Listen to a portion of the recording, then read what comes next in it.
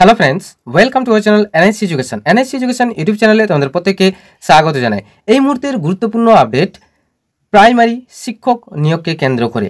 এই প্রাইমারি শিক্ষক নিয়োগের ক্ষেত্রে যে মামলাটি কিন্তু প্রধান মামলা হিসেবে গণ্য ছিল, যেটা হচ্ছে 2022 ডিএলএড মামলা। এই 2022 ডিএলএড মামলার কিন্তু শুনানি প্রদান করা হয়েছিল সুপ্রিম কোর্টের দ্বারা 29শে জানুয়ারি। তো গত 29শে জানুয়ারি কিন্তু এই অর্ডার কপিটি পাওয়া যায়নি। তো গতকাল মানে 30শে জানুয়ারি এই অর্ডার কপিটি সুপ্রিম কোর্টের ওয়েবসাইট থেকে পাওয়া যায়। বিশেষ কারণবশত আমি কিন্তু কমিউনিটি পোস্টে জানিয়ে দিয়েছিলাম কারণটা কী ছিল, যে অর্ডার কপি নিয়ে কিন্তু সম্পূর্ণ ডিটেলসে পুরো আলোচনা করবো তোমাদের সামনে, এবং এই ভিডিওটি আজকে তোমাদের সামনে আলোচনা করব।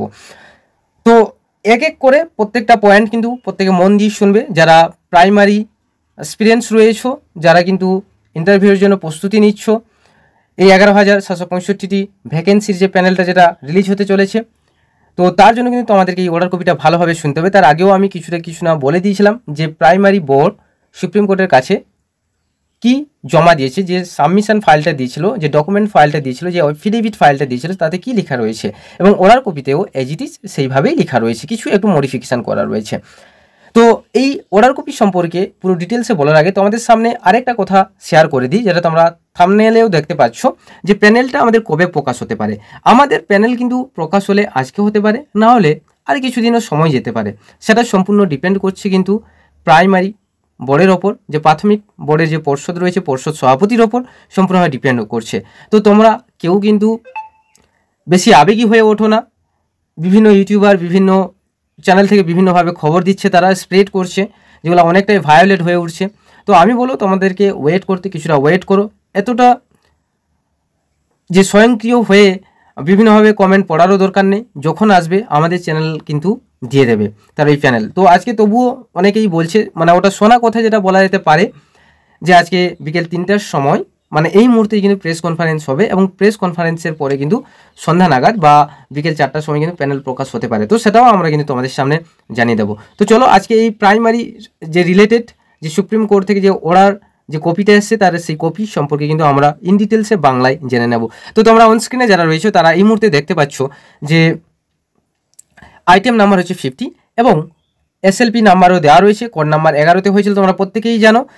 এবারে কার কার মধ্যে হয়েছিল, যেটা Somen Pal versus Srabani Nayak, Somen Pal and others versus Srabani Nayak and others. তাছাড়া রয়েছিল আমাদের এসএলপি মামলা, 3খানা এসএলপি মামলা রয়েছিল, এবং ডায়েরি নাম্বার, প্রত্যেকের ডায়েরি নাম্বার এখানে এক এক করে মেনশন করা রয়েছে। তোমরা দেখতে পাচ্ছ কার বেঞ্চে হয়েছিল, যে অনারেবল জাস্টিস সীমা কোহলি এবং আসানুদ্দিন আমনুল্লাহ স্যার বেঞ্চে রয়েছে। এবং পিটিশনারদের তরফ থেকে তোমরা দেখছো যে অ্যাডভোকেটরা ছিলেন, এবং রেসপন্ডেন্ট তরফ থেকে আমরাও দেখতে পাবো এখানে যে রেসপন্ডেন্ট তরফ থেকে কারা কারা ছিলেন, যে অ্যাডভোকেটরা ছিলেন, তাদেরও নাম দেওয়া রয়েছে। তো এবারই যেটা আসছে, যে ওর বাংলা কপিটা যেটা আমি তোমাদের সামনে এই মুহূর্তে পড়তে চলেছি। আপন hearing the council the court made the following order. মানে হিয়ারিংয়ের শুনানির পর কিন্তু ওই ধরনের যে অর্ডার কপি কিন্তু কোর্ট দিয়েছে, ওই ধরনের মন্তব্য কিন্তু কোর্ট করেছে।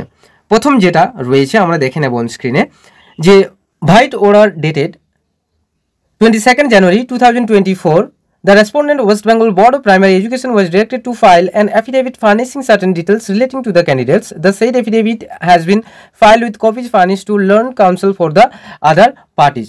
তো এখানে বলা রয়েছে যে অর্ডারটা দেওয়া রয়েছিল 22শে জানুয়ারি 2024, মানে এই বছরই 22শে জানুয়ারি, যে রেসপন্ডেন্ট ওয়েস্ট বেঙ্গল বোর্ডকে বলা হয়েছিল ফাইল সাবমিশনের কথা।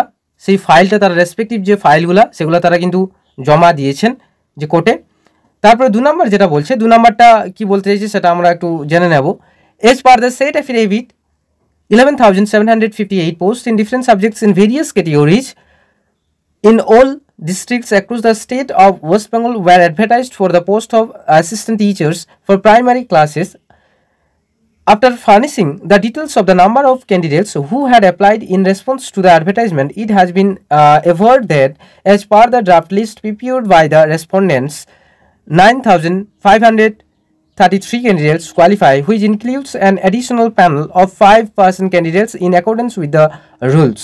তো এখানে কি বলা হয়েছে, যে কোর্ট যেটা জানাতে চাইছে, যে as per the said affidavit, মানে বোর্ড যেটা জমা দিয়েছে যে সাবমিশন ফাইলটা, সেখানে কিন্তু 11,558 পোস্টের রিক্রুটমেন্টের বা ভ্যাকেন্সির কথা বলা হয়েছে, এবং সেখানে বোর্ড চাইছে যে টোটাল 9,533 জন ক্যান্ডিডেটস কিন্তু বোর্ড যেটা বলতে চেয়েছে ওই ফাইলের মধ্য দিয়ে যে 9,533 জন ক্যান্ডিডেটস কিন্তু তাদের মতানুযায়ী বোর্ডের মতানুযায়ী কিন্তু কোয়ালিফাই করেছে এবং সেটা কি যে which includes an additional panel of 5% candidates in accordance with the rules এবং রুল 86 মেনে কিন্তু 86B মেনে কিন্তু ওটা কি করা হয়েছে যে 5% ক্যান্ডিডেটসকেও এই ভ্যাকেন্সির মধ্যে অন্তর্ভুক্ত করা হয়েছে।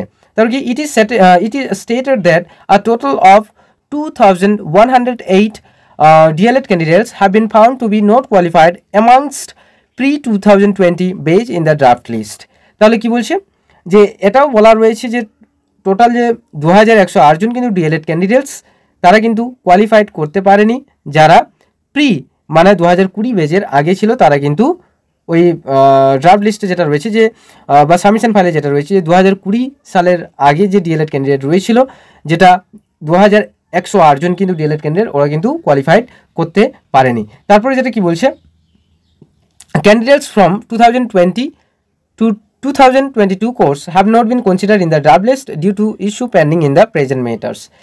এখানে বলে দেওয়া হয়েছে যে বোর্ড কিন্তু 2020 আর 2022-এর যে DLED ক্যান্ডিডেটকে তাদেরকে কিন্তু কোনোরকমভাবে কনসিডার দিচ্ছে না তাদের ওই সাবমিশন ফাইলে, কারণ ওটা যেহেতু কোর্ট ম্যাটার হয়েছিল, কোর্টে মামলা চলছিল, তার জন্য কিন্তু DLED ক্যান্ডিডেটকে মানে 2022-এর যে DLED ক্যান্ডিডেট যারা রয়েছে সেখানে কিন্তু অন্তর্ভুক্তি করতে দিচ্ছে না এই মুহূর্তে।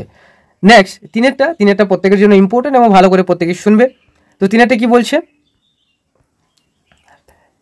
Having regard to the fact that as against 11,758 posts in different subjects in various categories in all districts of the state of West Bengal, the respondents have found only 9,533 eligible candidates, including the